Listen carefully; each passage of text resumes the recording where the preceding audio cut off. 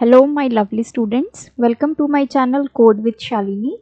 आज हमारा टॉपिक है काउंटर्स एंड अक्यूमुलेटर्स। ये चैप्टर 4 का 6th टॉपिक है। के नोट्स के लिए हमारी वेबसाइट ganitviggyan.in पे विजिट कीजिए, लिंक आपको डिस्क्रिप्शन में मिलेगा। अब सबसे पहले काउंटर क्या होता है। देखिए, काउंटर और एक्यूमुलेटर हमारे कोई ऑपरेटर नहीं है, ऑल्दो ये चैप्टर ऑपरेटर्स का है, but these are not operators.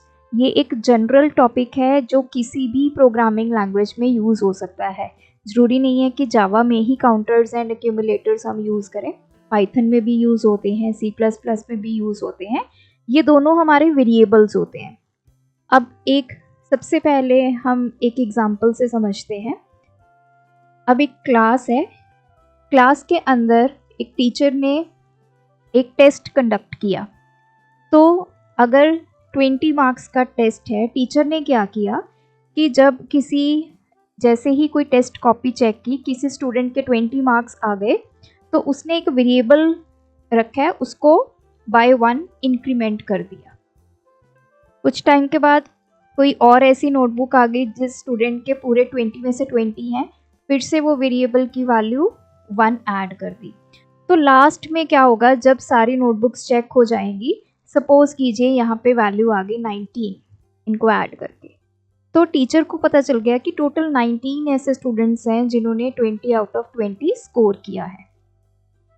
अब एक और एग्जांपल से समझते हैं। अब सपोज कीजिए किसी स्टूडेंट का बर्थडे है और उसने क्लास में टॉफ़ीज़ डिस्ट्रीब्यूट करनी है। अब हर एक स्टूडेंट को उसने 5 टॉफ़ी देनी है। तो जैसे उसने पहले स्टूडेंट को टॉफ़ी दी, तो हमने एक वेरिएबल लगा लिया, उसकी वैल्यू 5 रख ली। सेकंड स्टूडेंट को दी, फिर 5 में अगेन 5 ऐड हो गया। थर्ड स्टूडेंट को उसने टॉफ़ीज़ डिस्ट्रीब्यूट की, तो 5 + 5 + 5 हो गया। तो जितने भी स्टूडेंट्स को उसने टॉफ़ीज़ दी, तो एट दी एंड हमारे पास यहाँ पे एक वैल्यू आ जाएगी, तो उसको पता चल जाएगा टोटल कितनी टॉफ़ीज़ जो हैं वो डिस्ट्रीब्यूट हुई हैं। तो काउंटर का काम क्या है, काउंट करना कि कोई भी इवेंट या फिर कोई भी कंडीशन कितनी बार अकर हुई है या कितनी बार वो एक्चुअल में अक्रेंस उसकी हुई है, वो इवेंट हुआ है, तो उसको बोला जाता है counter. So counter is a variable used to count the number of occurrences of an event. वो इवेंट कितनी बार हुआ उसको काउंट करने के लिए अगर हम कोई वेरिएबल का यूज करते हैं, उसको बोला जाता है काउंटर। अब स्टार्टिंग में इसकी वैल्यू क्या रखेंगे। अब ये तो हमें पता चल गया कि ये वेरिएबल है, और वेरिएबल किस टाइप का है, इंटीजर वेरिएबल है। स्टार्टिंग में इसकी वैल्यू हम इनिशियलाइज करेंगे 0 इसलिए क्योंकि अगर हम स्टार्टिंग में ही 1 रख देंगे तो 1 वैल्यू एक्स्ट्रा ऐड हो जाएगी, तो स्टार्टिंग में इसकी वैल्यू 0 रख दी। तो जैसे जैसे वो इवेंट अकर होता जाएगा, वो अपने काउंटर जो है वो ऑटोमेटिकली क्या होता जाएगा, इंक्रीमेंट होता जाएगा। अब ये कैसे अकर होता है, ये काउंटर की वैल्यू आप इंक्रीमेंट भी कर सकते हैं, डिक्रीमेंट भी कर सकते हैं, और हमेशा आपने ध्यान रखना है जो इंक्रीमेंट और डिक्रीमेंट होता है वो एक फिक्स वैल्यू से होता है। जनरली वो 1 होता है, लेकिन ज़रूरी नहीं है। जैसे मैंने यहाँ पे सेकंड केस में हमने टॉफ़ीज़ ली, तो 5 टॉफ़ीज़ हमने एक स्टूडेंट को देनी है, तो काउंटर की वैल्यू 5 से इंक्रीमेंट होगी। तो इट डिपेंड्स कि आप प्रोग्राम में क्या चीज़ कैलकुलेट कर रहे हैं, उसको कितना आपने इंक्रीमेंट करना है, किस फिक्स वैल्यू से आपने इंक्रीमेंट करना है। It depends upon the user, या जो प्रोग्राम हम बना रहे हैं ये उस पे डिपेंड करेगा। तो जब भी वो इवेंट या जब भी वो कंडीशन आएगी, काउंटर ऑटोमेटिकली क्या हो जाएगा, इंक्रीमेंट हो जाएगा। अब इसका पर्पस क्या है, क्यों हम काउंटर को यूज़ करते हैं किसी भी प्रोग्रामिंग लैंग्वेज में।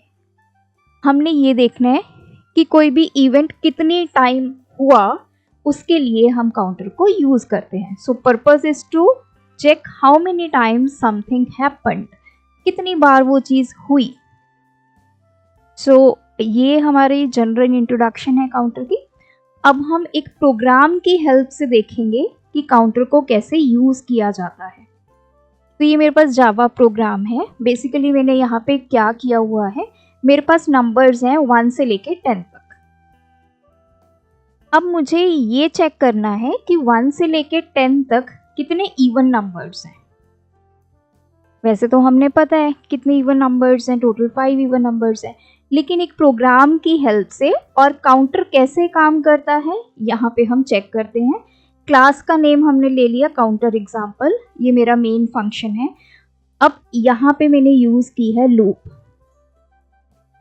अब देखिए अदरवाइज आपको 1 2 3 हर एक को अलग अलग चेक करना पड़ेगा, तो थोड़ा सा प्रोग्राम को शॉर्ट करने के लिए हम लूप का यूज करते हैं। तो कंसेप्ट मैं आपको समझाती हूँ।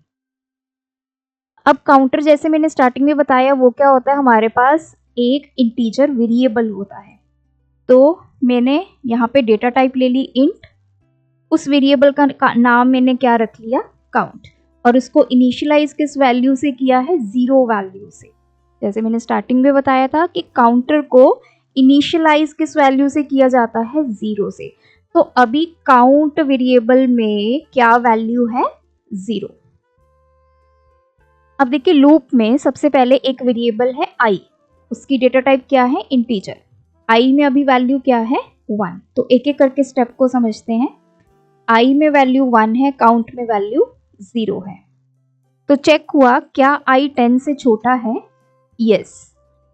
तो हमने एक कंडीशन लगा दी इफ में हमने चेक किया i मॉडुलस 2 इक्वल्स टू 0। इसका मतलब क्या है, i में वैल्यू क्या है, 1 को हम 2 से डिवाइड करके देखेंगे, अगर उसका रिमाइंडर 0 आता है तो इसका मतलब क्या है, किसी नंबर को जब आप किसी दूसरे नंबर से डिवाइड करते हो और रिमाइंडर 0 आए, इट मीन्स वो नंबर उस पर डिविजिबल है।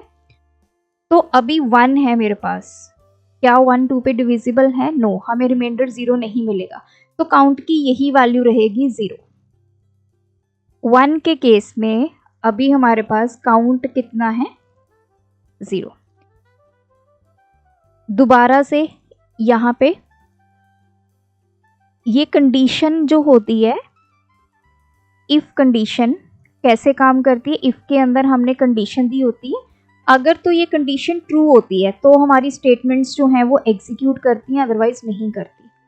अगर आपका नंबर जो i में नंबर है 2 से डिविजिबल होगा, मतलब रिमाइंडर 0 आएगा, तभी आपकी काउंट की वैल्यू जो है वो इंक्रीमेंट होगी, अदरवाइज नहीं होगी। तो फर्स्ट केस में जब i 1 है तो काउंट की वैल्यू इंक्रीमेंट नहीं हुई। तो अब हम वापस चलते हैं अपनी फॉर लूप पे। i की वैल्यू हो गई इंक्रीमेंट, i 1 से क्या हो गया, 2। तो अब ये केस खत्म हो गया। अब 2 चेक होगा, क्या 2 से डिविजिबल है, यस। अब इफ की जो कंडीशन है वो क्या हो गई, ट्रू हो गई। तो जब इफ की कंडीशन ट्रू होती है तो हमारी ये स्टेटमेंट एग्जीक्यूट होगी, काउंट की वैल्यू इंक्रीमेंट हो जाएगी, इंक्रीमेंट बाय 1। इंक्रीमेंट का मतलब होता है, हमने ये पढ़ा increment operator, count plus plus मतलब उसकी वैल्यू एक इंक्रीमेंट होगी। तो काउंट कितना हो गया अब हमारे पास, 1। फिर से लूप चलेगी, i की वैल्यू कितनी हो गई, 3 चेक होगा, क्या 3 2 से डिविजिबल है, क्या रिमाइंडर 0 आ रहा है, नो। तो काउंट की वैल्यू उतनी ही रहेगी, कितनी रहेगी, अभी 1 ही रहेगी। फिर से लूप चलेगी, i की वैल्यू 4 हो जाएगी। नाउ 4 चेक होगा, क्या 2 से डिविजिबल है, यस। तो काउंट की वैल्यू क्या होगी, एक इंक्रीमेंट होगी। तो अब काउंट कितना हो जाएगा, 1 से 2 हो जाएगा। 5 के केस में काउंट सेम रहेगा, 6 के केस में काउंट कितना हो जाएगा, 3। इस तरह ये प्रोसेस चलेगा। 8 के केस में काउंट 4 हो जाएगा, 9 के केस में सेम रहेगा, और 10 के केस में काउंट की वैल्यू कितनी हो जाएगी, 5। तो यहाँ पे ये लूप खत्म हो जाएगा, क्योंकि हमने लूप में कंडीशन क्या दी है, i की value less than equals to 10। जब तक i की वैल्यू 10 से छोटी है या उसके इक्वल नहीं आ जाती, तब तक ये प्रोसेस चलता रहेगा। तो इस पूरे से हमने क्या कंक्लूड किया, काउंट की वैल्यू हमारी कितनी हो गई 5। लास्ट में हमने क्या प्रिंट करवाया है, number of even numbers between 1 and 10, तो क्या आ जाएगा आपकी यहाँ पे वैल्यू 5। तो ऐसे काम करता है हमारा काउंटर। तो यहाँ पे ये काउंट कर रहा है। अब यहाँ पे इवेंट क्या हुआ, कब काउंट की वैल्यू इंक्रीमेंट हुई, जब वो नंबर 2 से डिविजिबल होगा, रिमाइंडर 0 आएगा, तब काउंट की वैल्यू इंक्रीमेंट होगी। तो काउंटर हमेशा तब काम करेगा जब कोई इवेंट अक्कर होगा, तब उसने अपनी वैल्यू को इंक्रीमेंट करना है। तो इवेंट हमने यहाँ पे डिफाइन किया। तो मैंने बोला इवेंट मैंने कहाँ पे डिफाइन किया है, ये जो मैंने इफ कंडीशन लगाई है, दिस इज माय इवेंट, क्योंकि मैंने यहाँ पे बोला कि जब नंबर 2 से डिविजिबल हो तभी काउंट की वैल्यू जो है वो इंक्रीमेंट हो। सो ये कंसेप्ट है काउंटर का। अब हम स्टडी करते हैं next concept, that is accumulator. Accumulator भी हमारा एक वेरिएबल है, इंटीजर वेरिएबल। अब ये क्या काम करता है, ये वैल्यूज को ऐड या फिर वैल्यूज का जो प्रोडक्ट है उसको कैलकुलेट करने में हेल्प करता है।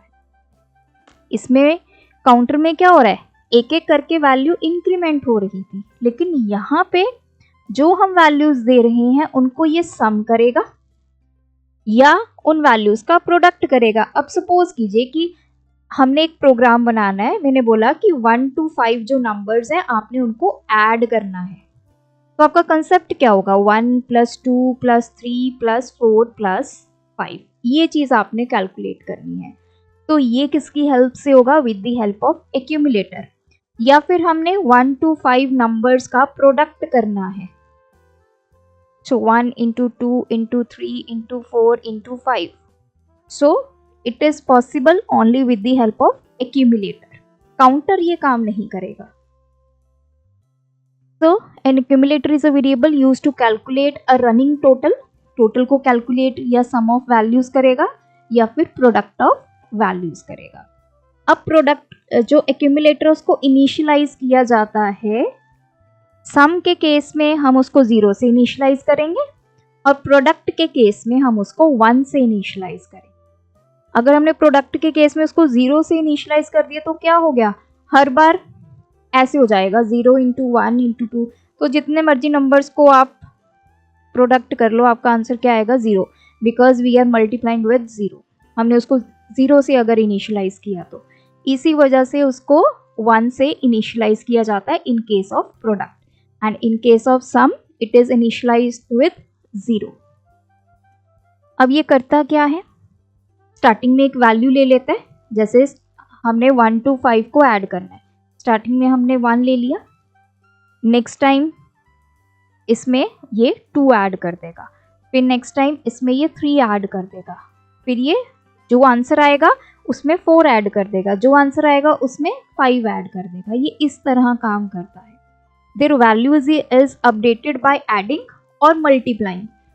ऐड का प्रोग्राम बनाएंगे तो वैल्यूज ऐड होंगी, प्रोडक्ट का प्रोग्राम बनाएंगे तो वैल्यूज मल्टीप्लाई होंगी।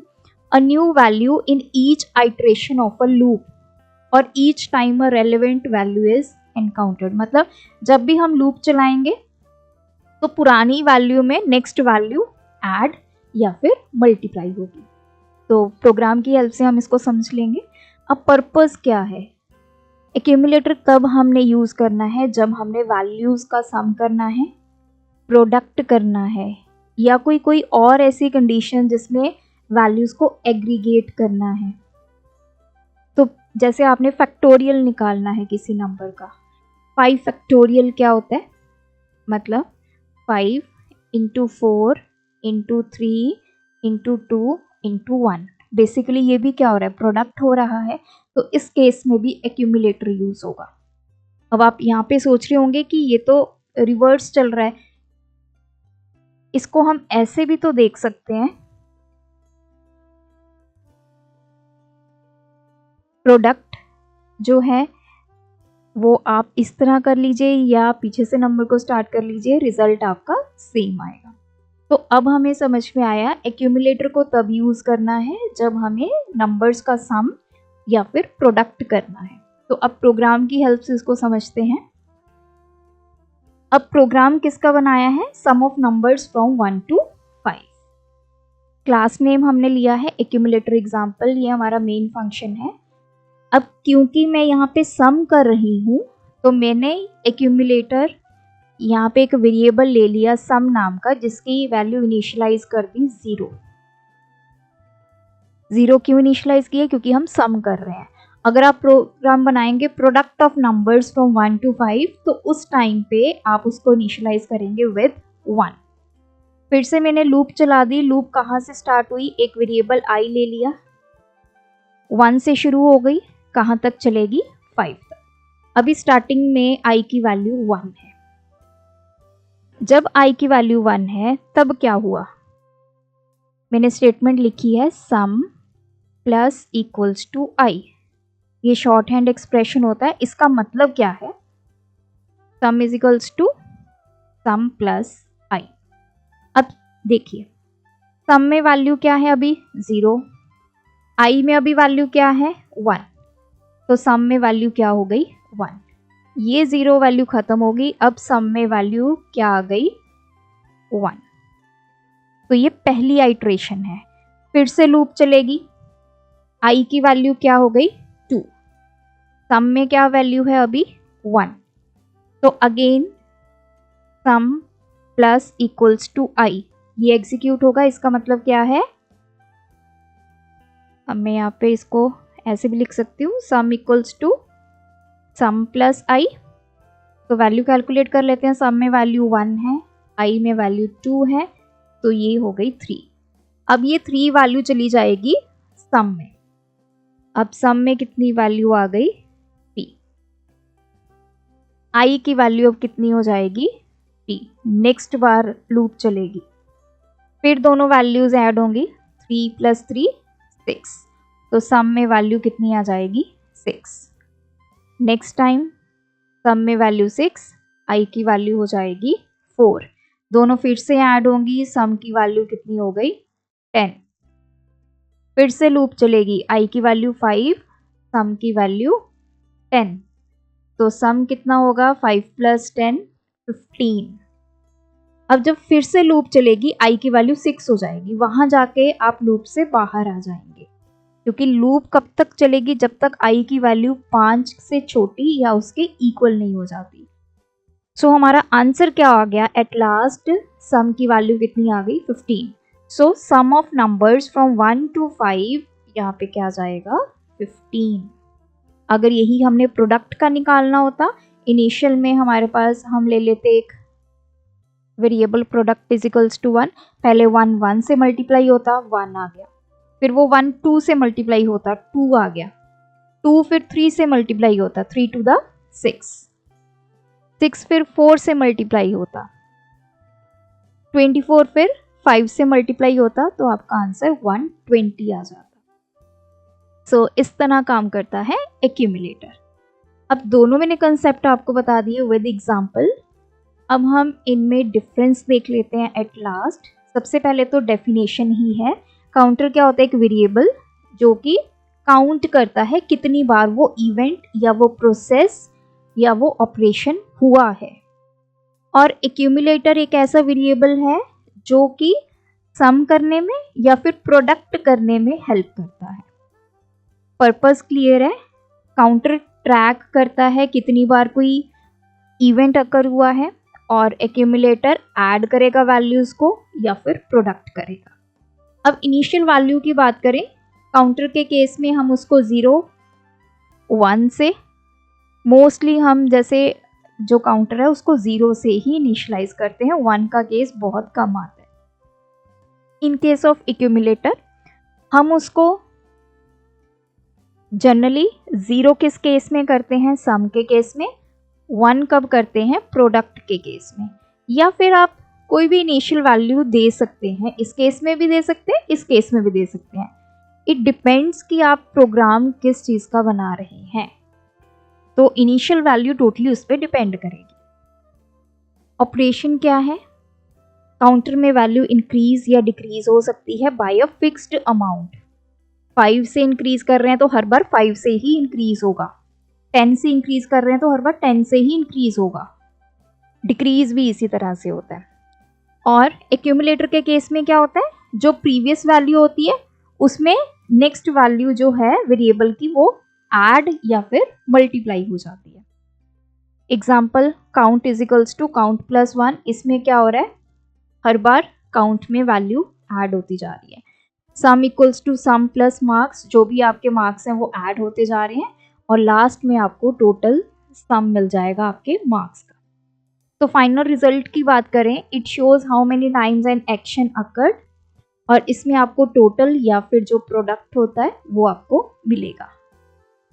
तो काउंटर और एक्यूमुलेटर टोटली आपका जो है ये एक वर्चुअल कंसेप्ट है। इसमें हम वेरिएबल को यूज़ करते हैं और वो वेरिएबल किस तरह काम करता है उसी को बोला जाता है काउंटर एंड एक्यूमुलेटर। अगर वो वेरिएबल काउंट कर रहा है कितनी बार कोई इवेंट अकर हो रहा है तो उस वेरिएबल को काउंटर बोला जाएगा। अगर वो आपकी वैल्यूज़ को ऐड करवा रहा है या आपको प्रोडक्ट दे रहा है तो उसी वेरिएबल को एक्यूमुलेटर बोला जाएगा। सो ये कंसेप्ट है आपके काउंटर एंड एक्यूमुलेटर का। आई होप इस वीडियो ट्यूटोरियल से आपको कंसेप्ट क्लियर हुआ होगा। अगर आपकी कोई भी क्वेरी है तो आप कमेंट सेक्शन में ड्रॉप कीजिए। Thanks for watching. सिंटेक्स हो या सेमीकोलन की परेशानी, फॉलो करें कोड विद शालिनी।